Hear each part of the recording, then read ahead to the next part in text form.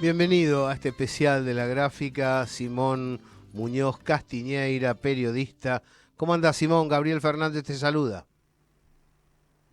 Gabriel, ¿cómo estás? Un gusto. Saludo a vos, a toda la comunidad de Radiográfica, como siempre. Un agrado compartir con ustedes.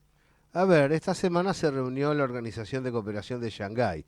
Sigue incorporando miembros, sigue creciendo, además de mostrar eh, haberes eficaces, recursos potentes y niveles de producción y de comercialización que hacen enrojecer a varias potencias occidentales.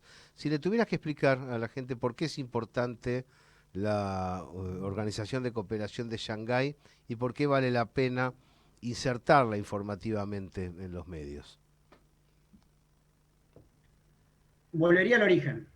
Eh, para quienes no sepan, la Organización de Cooperación de Shanghái, uno se preguntará por qué Shanghái, si justamente como vos decís, ¿no? Integra a varios países. Con la flamante incorporación de Bielorrusia, son 10 ya. Nace en el 96 por iniciativa, o sea, una primera instancia fue en Shanghái, efectivamente, en la localidad china. 96, ubicamos contexto, ¿no? Cae el muro de Berlín, desintegración de la Unión Soviética, gobierno del consenso de Washington, unipolaridad.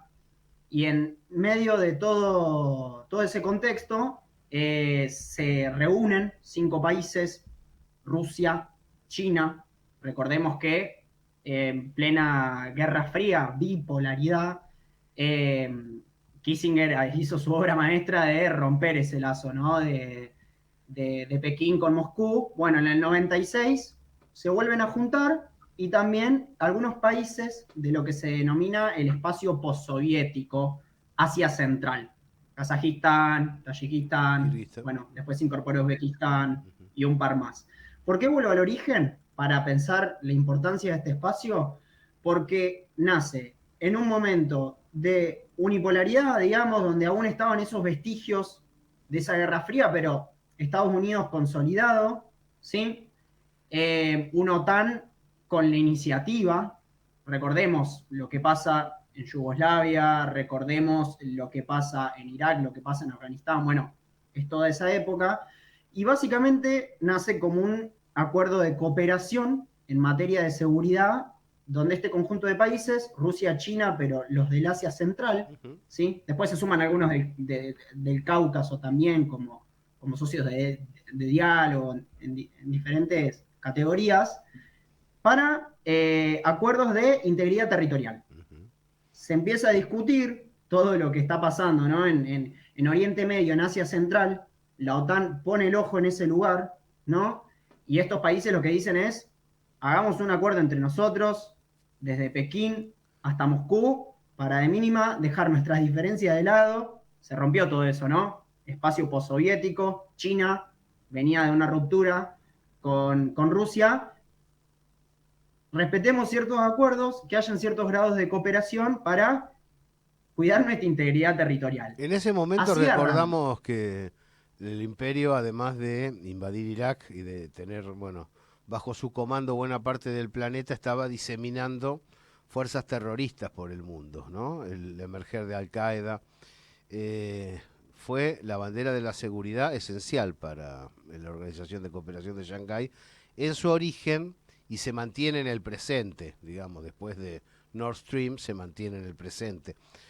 Se configuran las fuerzas RATS, se las llamaba en el primer momento, para controlar Asia Central, garantizando que ninguna nación estructurada sea agredida por una formación irregular.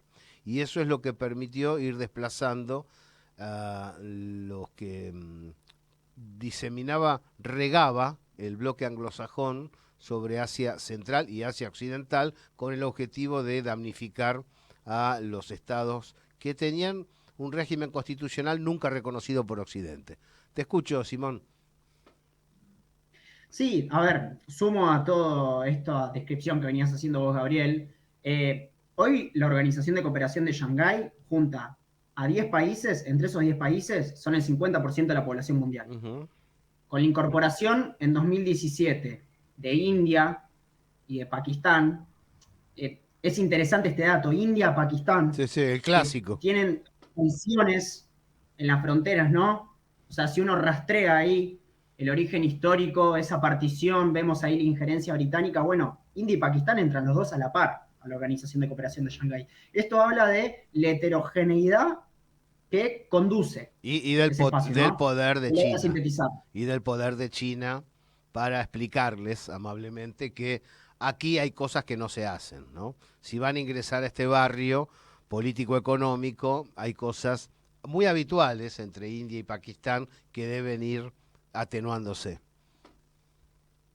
Bueno, y es interesante cuando uno ve la conformación de la Organización de Cooperación de Shanghái, hay miembros permanentes, dijimos que ahora son 10 con incorporación de Bielorrusia, pero hay algunos socios observadores y otros de diálogo. Sí. Entre los socios de diálogo están Azerbaiyán y después, por otro lado, Afganistán. tenemos todo ese caos que hay en la región del Cáucaso, que vos los has trabajado muy bien, Gabriel, con toda la zona, ¿no? Armenia, está Turquía también, Sí, con sí. intenciones de entrar a la OCS. Azerbaiyán, Bueno, Nagorno-Karabaj.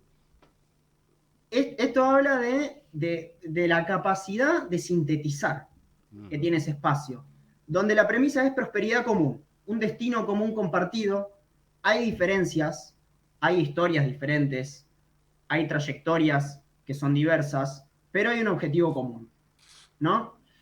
Y es interesante pensar lo que pasó en esta cumbre, fue la número 24, desde ya la presencia destacada de Xi Jinping y de Vladimir Putin, eh, un Putin que la unipolaridad nos lo pinta como aislado y desde el inicio de la operación militar especial en febrero de 2022, cumbre con Unión Africana, Ujú. este año anfitrión de la cumbre de los BRICS, está presente la Organización de Cooperación de Shanghái, ¿no? Con iniciativa, eso por un lado para pensar a Rusia y el relato que se construye, ¿no? De Moscú. Y por otro lado, China, todos se quieren juntar con China. Hay una serie de reuniones bilaterales al interior de ese espacio, pero ¿qué dice Rusia? Se está conformando un nuevo orden mundial multipolar, ¿no? Es decir, pasamos de una unipolaridad, Estados Unidos, consenso de Washington, con capacidad de ordenar al resto de los actores y cuando perdió la zanahoria tuvo capacidad de dar garrote, ¿no? Como dicen, eso se terminó. Ujú. Lo vemos en Ucrania, lo vemos en un montón de manifestaciones. Que este nuevo sistema mundial son múltiples polos de poder. ¿Por qué múltiples polos de poder? Algunos dicen, no estamos yendo hacia una bipolaridad, porque privilegian el aspecto comercial, ¿no? Uno ve cómo China y Estados Unidos compiten los aranceles, y Biden, y Trump, y Xi Jinping, y qué pasa con toda la industria automotriz, la Unión Europea, bueno, eso aparece en la superficie. Pero China, en términos militares y en otros planos, no tiene la capacidad que tuvo Estados Unidos con la desintegración de la Unión Soviética a ordenar el conjunto de los actores. Por eso Ni se habla de múltiples polos de poder. exactamente, Eso dijo exactamente, Putin. exactamente. Ni tiene el modo de Y, acumulación. ¿Me entendés? Es decir, ahí eh, el juego que hay entre capital productivo y capital privado, más el rol de los estados, determina el comportamiento, el andar económico de cada nación.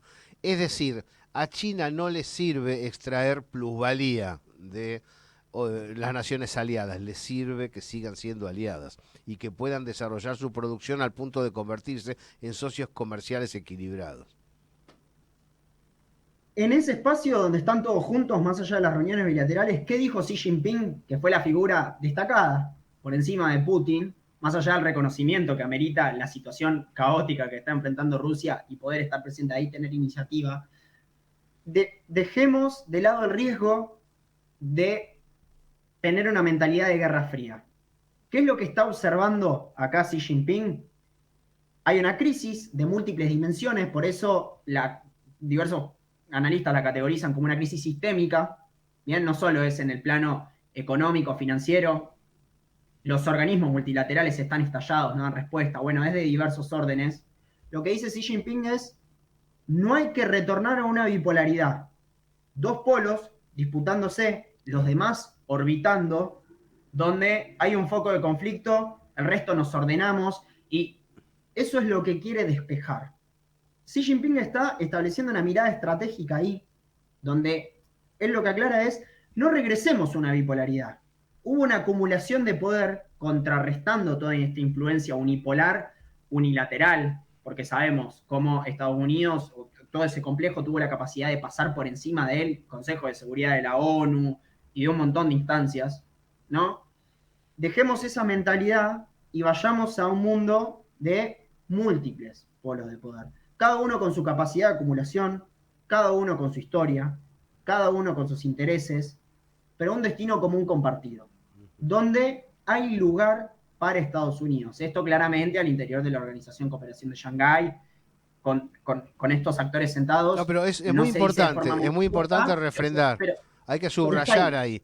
Hay invitaciones previas a este catombe presente de la Organización de Cooperación de Shanghái sobre la Unión Europea y sobre los Estados Unidos para entablar un diálogo adecuado. Lo que pasa es que, claro, la lógica belicista del capital financiero que necesita la producción de armamentos y usar los armamentos a través de las guerras continuas impide el desarrollo de cualquier tipo de diálogo. Y en cierto modo Biden ha sido el nuevo ariete utilizado por los Estados Unidos para desmembrar cualquier posibilidad de inteligencia común. A esto Xi Jinping le llama el espíritu de Shanghái, volviendo a los orígenes, Claro. ¿no? Él siempre hace énfasis, recuperemos la historia. Hay algo ahí, como cierta cuestión del confucianismo, ¿no? Nuestra De China, de civilización, acumulación claro. histórica. Nuestra civilización. Exactamente. Él siempre vuelve a los orígenes, rastrea ahí. ¿Sí? La historia no, ni arrancó con su presidencia, ni termina con él. Uh-huh. Él dice espíritu de Shanghái para incorporar todo este conjunto de problemas que se van presentando con distinta profundidad.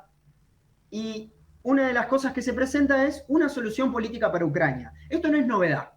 A ver, China ya presentó el año pasado una solución política. Diversos estados lo han ido a buscar. Macron fue con Ursula von der Leyen, con la máxima representante de la Unión Europea, fue hasta las puertas de China a buscarlo a Xi Jinping, a negociar una salida.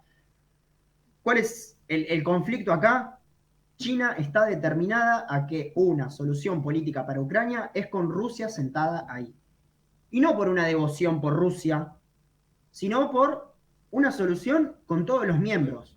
Hace unas semanas atrás hubo una cumbre en Suiza, en la que estuvo presente Zelensky, en la que estuvieron presentes diversos representantes, no solo Estados Unidos, la Unión Europea, Gran Bretaña, ¿sí? Sino diferentes países, ¿bien? Incluso sudamericanos, pero no tuvo Débil, muy un débil. documento ni siquiera que sintetizó a todos. ¿Por qué? Porque no estaba Rusia. Estaban ¿Qué es ausentes lo que los dice la Organización protagonistas, de claro. Cooperación de Shanghái? Uh-huh. La solución es con todos los miembros sentados. Lo dicen para Ucrania, también lo dicen para Palestina. Son las dos cuestiones que pusieron arriba de la mesa para pensar algo en términos propositivos. Yo creo que ahí estás dando en el clavo también en una subinterpretación sobre otro proceso. Yo creo que para entender el proceder en Medio Oriente de las potencias occidentales hay que ver la paciencia desplegada en Nagorno-Karabaj, ¿eh? Cuando uno observa cómo Irán se mordió los nudillos ahí, también observa cómo Rusia y China se lo están mordiendo a la hora de ver lo que sucede en la franja de Gaza. No por ello se puede pensar en un alineamiento equívoco, pero sí, como tienen que diseñar el futuro, no pueden ayudar a las fuerzas que rompen el futuro. Y ahí el problema del belicismo es central. Y atenuar todo tipo de contraste es casi, te diría, una táctica que se vincula con la estrategia de fondo. Pero estos espacios han demostrado esta paciencia estratégica, vos lo describiste con distintas palabras, yo le pongo esta categoría. Fíjate a instancias de China, cómo se han normalizado las relaciones entre Arabia Saudita e Irán. Impensado, no hace 5 años atrás. Bueno, de vuelta, Organización de Cooperación de Shanghái, dentro de los socios que no son miembros permanentes, está Azerbaiyán, está también Armenia, Claro. está Turquía, está Arabia Saudita, está Irán, los tienen adentro a India, Pakistán. Acá evidentemente hay evidencia empírica porque se sientan, porque planifican, ¿sí? De que pueden conducir esas diferencias, ¿sí? No anularlas. uno me corre un poco. Organización de Cooperación de Shanghái, uno ve varios miembros ahí comunes a lo que es el mecanismo de los BRICS. El BRICS tiene otra propuesta más relacionada al plano económico, canasta de monedas, ¿no? Para reemplazar lo que algunos llaman el patrón dólar, ¿no? Que dicho sea de paso, acaba de sufrir un revés bastante complejo con la salida de Arabia Saudita del histórico acuerdo del petrodólar. Recordamos Canasta además multipolar que donde está el dólar estadounidense. Arabia Saudita conduce la OPEP, ¿no? Es decir, el acercamiento OPEP-BRICS es trascendente, es una de las grandes noticias de este año. Y hay decisión del príncipe heredero de Bin Salman de profundizar en esa dirección. Yo creo que ahí hay una novedad. Yo creo que ahí Riyadh, digamos, está jugando fuerte, ¿sí? Pero también hay paciencia, porque todas estas diferencias están plasmadas, todas esas tensiones se presentan, no se anulan, se conducen. Creo que esa es la gran diferencia. Por eso China, por eso en diferentes instancias, en diferentes espacios, mismo contexto, ¿no? Esta crisis sistémica dice lugar para todos, conducir las diferencias, pero sintetizar. ¿Por qué dice destino común, una prosperidad, integrarnos? Correcto. China e India no son históricamente los mejores amigos, tienen tensiones, pero pueden sentarse y planificar política conjunta. Pensemos lo que es India, con esa autonomía que tiene para, a la vez que está en la Organización de Cooperación de Shanghái, en los BRICS, ¿sí? Está dentro de alianzas militares con Estados En el Unidos y con Gran Pacífico, Bretaña. sin Pensemos, duda. exacto, pensemos Turquía. No. Turquía Turquía ha pedido la quiere ingresar en incorporación. la Organización de Cooperación de Shanghái como un miembro permanente y pertenece a la OTAN.